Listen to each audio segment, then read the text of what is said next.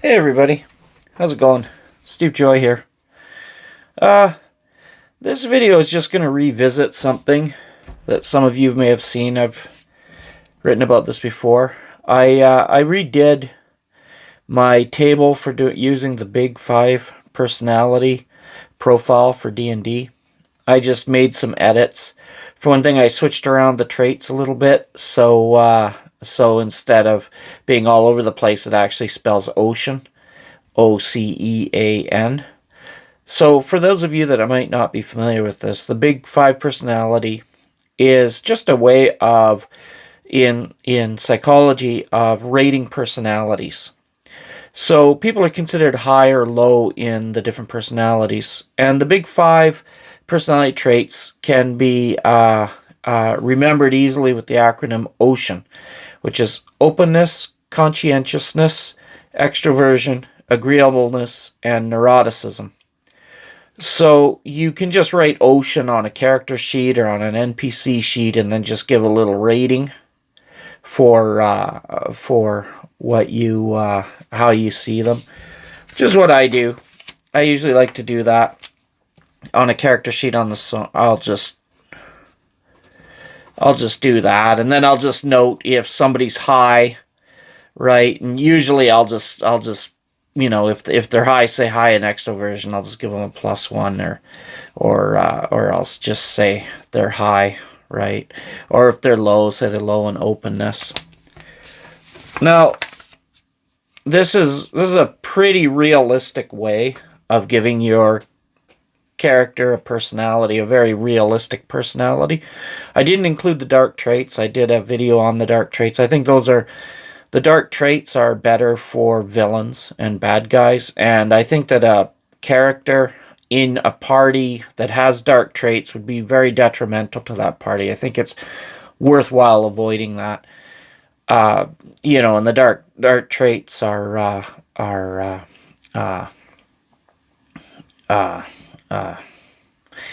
psychopathy, Machiavellianism, and narcissism. And you really don't want any of those in a traits in a character that's in a party. It's just going to cause disruption. The party's not going to be able to work together very well. That character's just going to be trying to use everybody all the time for, whatever reason.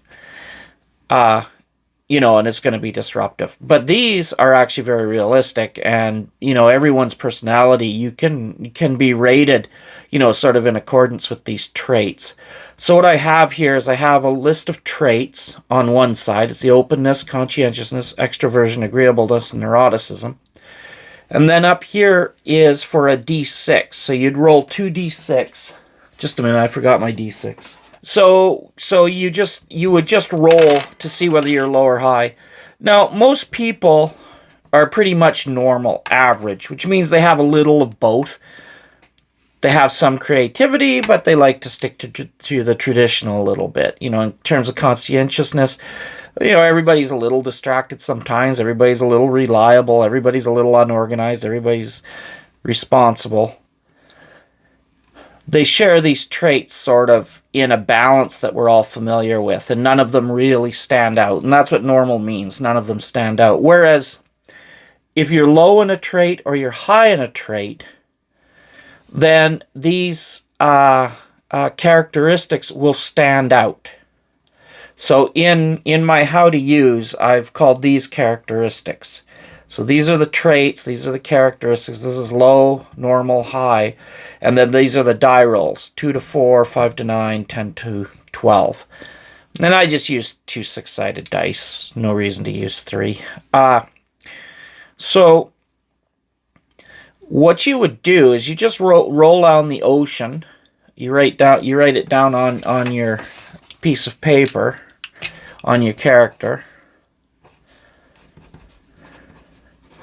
And then you just go through your character in whatever order you want. Just roll for, okay, I'm going to roll for my agreeableness. All right, so I've got a normal, so there's no reason to make any kind of a note about that.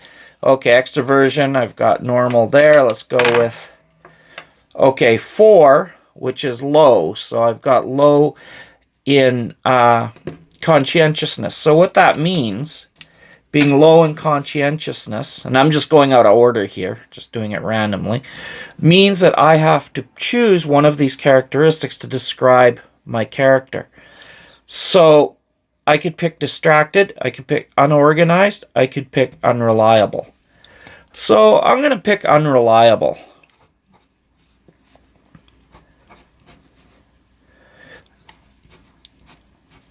So what that means is that this character is so unreliable because they're low in this characteristic, conscientiousness. They're so unreliable that if people were to describe them in the description of their personality or of them, they would definitely include they're unreliable. So we all know people like that. Well, you know, we've invited Linda to the party. We told her 6 o'clock, but you know, she might show up at 20 after. She might show up at 7. We're not really sure. She doesn't always show up on time. You know, it's not a negative characteristic. It just is what the person is like. So for whatever reason, you can determine that after. So let's try neuroticism this time. 5. So 5 is normal, and then openness. 5, 6. So again, that's normal.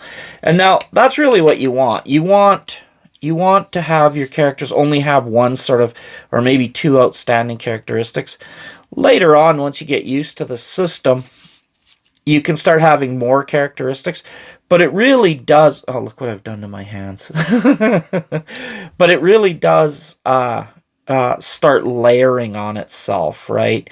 Because if you say had somebody with openness, so they're high in openness, so let's say you chose creative, but they're unreliable. So that's the person would say, oh, they're really artistic and stuff, but they would also mention, you know, but you can't really count on them. These things sort of start building into a very unique, realistic kind of a character. I love that about D&D, the unreliable thing, the realistic characters. So one thing, like back in the old days with Advanced Dungeons and Dragons, this was one of my absolute favorite things about these NPC sheets, and this is one of the original ones. I had a book of these. And down here they had traits. You could actually roll on possession, sanity, tendencies, personality, disposition, intellect, nature, thrift.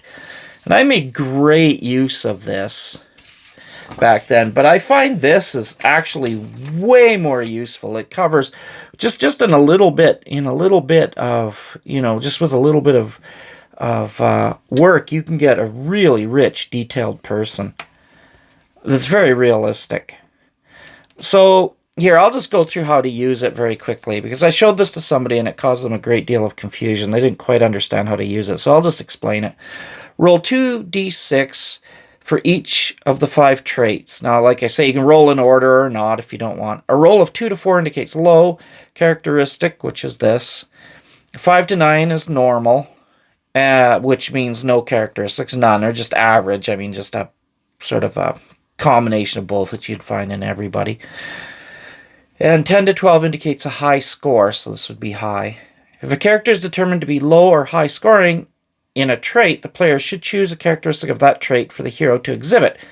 Roll randomly or just choose one. And what I did was I chose unreliable from conscientiousness. But I could have chose unorganized, or I could have chose distracted. And then really, this doesn't necessarily have any impact on the actual gameplay. It has impact on how I portray the character. So I might portray the character if, say, my character is unorganized. They might be losing stuff all the time or looking for things. Hey guys, have you seen my sword? Have you seen my shield anywhere? I'm looking for my shield. That kind of thing. Unreliable? Well, if they say they're going to do something, they might be a little late to the party. You know, sometimes. Maybe not all the time, but often. Often enough that people notice and get a little bit irritated, right? Okay, try not to give a character too many characteristics at first. 1 or 2 is good, or they may become difficult to play. Once players and DMs are familiar with the big 5, they may want to try more complex combinations of traits. And once you start getting into more complex combinations of traits is where you really start to see personalities, especially big personalities. That's the thing about big personalities, sort of people that are bigger than life. They tend to have a lot of you know characteristics or outstanding attributes more so than just your regular guy, because that's what makes them stand out, right? So as you get more nuanced with this, you start getting people, that start standing out a lot more, and how to play them starts becoming more apparent. The characteristics of the characters should be the most noticeable aspect of their personality. I covered that. If the character is high in a trait, they will lack any low traits, and likewise, if they are high in a trait, they will not have low traits. Okay. So, for example, we'll take openness here. Obviously, if someone's high in openness, they're not going to be low. They're not going to also have low traits. So if a person is, say has a high trait of curious, they're not going to be traditional and conventional at the same time. They sort of preclude each other, these things. Now, you can argue with me that that's true or whatever, but, you're arguing with the psychologist, not me. Now, somebody could be, say, for example, conscientious. They could be high in conscientious, reliable, organized, responsible, dependable. They couldn't at the same time be distracted, unorganized, and unreliable. You can see how those mutually exclude each other. Well, these, same with openness. They mutually exclude each other, even though maybe it doesn't seem like it at first, but they do. Gregarious, assertive, sociable for extroversion. Now, you can't be assertive and gregarious and sociable and also reserved, timid, and quiet. Again, they kind of cancel each other out. So, one thing I found kind of interesting with this table when I was writing it out is that sort of traits that are high we would sort of associate with being sort of good qualities, like things a person would want to have, as opposed to low is sort of not what you'd want. So, you wouldn't want to be timid or quiet. You gregarious or assertive or sociable. Yeah, you like, might want to be more like that. Conscientious, you don't want to be distracted, unorganized, unreliable. You might want to be reliable, organized, responsible, dependable. At least the people around you probably want with these higher traits. What's interesting is when it comes to neuroticism, it's kind of reversed that way. In that the low neuroticism is sort of what you would be looking for in an adventuring partner. Somebody who's calm, self-confident, secure, as opposed to high in neuroticism, which is nervous, anxious, depressed, insecure. So if any of these words, if you don't understand them, just ask Google to look them up for you.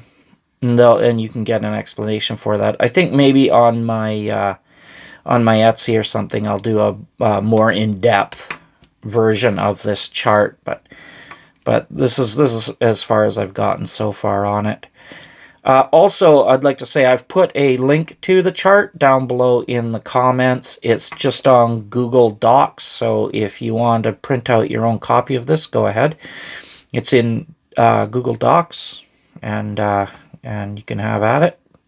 Maybe make your own, change it around a bit. I don't know, whatever you want.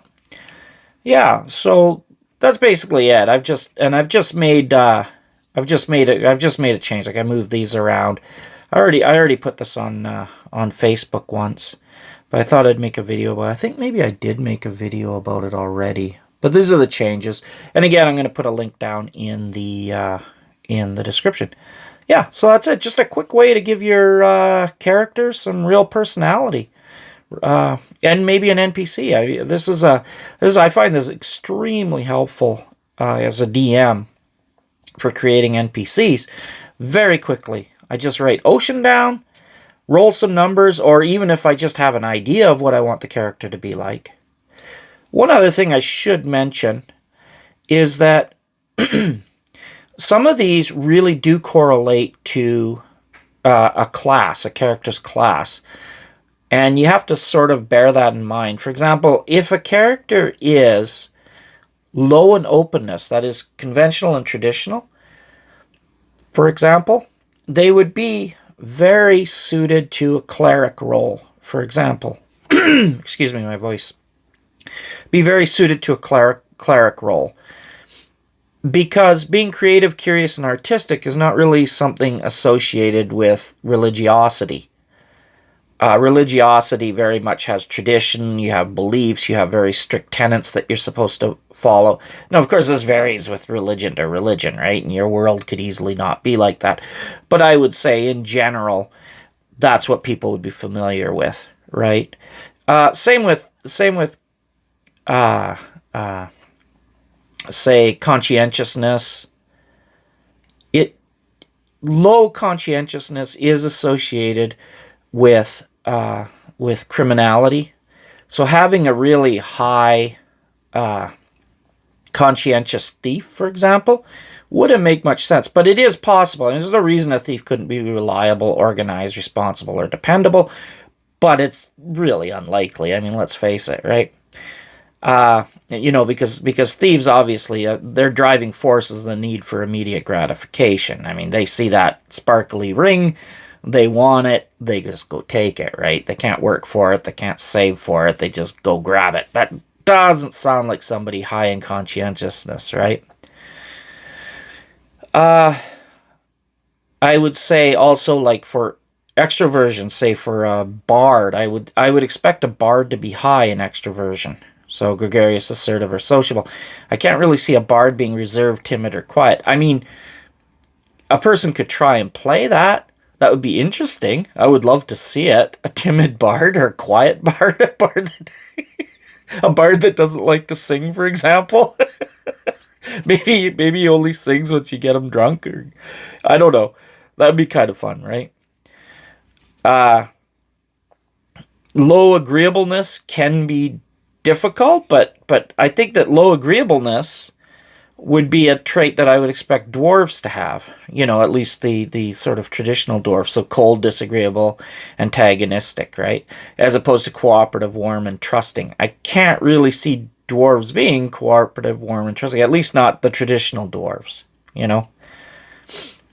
And then, so that these can play a big role in deciding even what your character's class is going to be. So, and then as you start to mix and match them up a little bit, they get even more interesting. If you decide to make a villain, for example, and you want to include the Dark Triad, then all of a sudden it precludes other things. Like you can't really have... Well, you can actually. I mean, you could have a Machiavellian character that was high in conscientiousness, but you couldn't really have a psychopath high in conscientiousness. There was one. If I remember correctly, the Green River Killer was high in conscientiousness, and that was one of the reasons that he was able to get away with his crimes for so long, is because it's such an unusual trait for a psychopath. So it made it very difficult to catch him.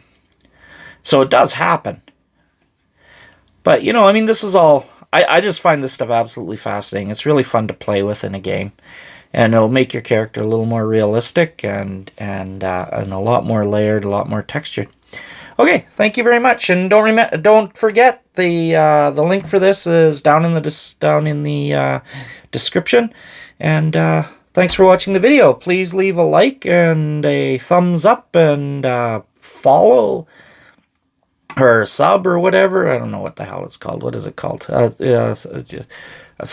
Subscribe? Yeah, make sure you subscribe. All right. My schedule has changed. My work schedule has changed, so it's kind of difficult for me to make these videos right now. I'll get more into that on my next one. All right. That's enough rambling for now. I'm just going on here. Well, thanks for watching, and till next time. Take care.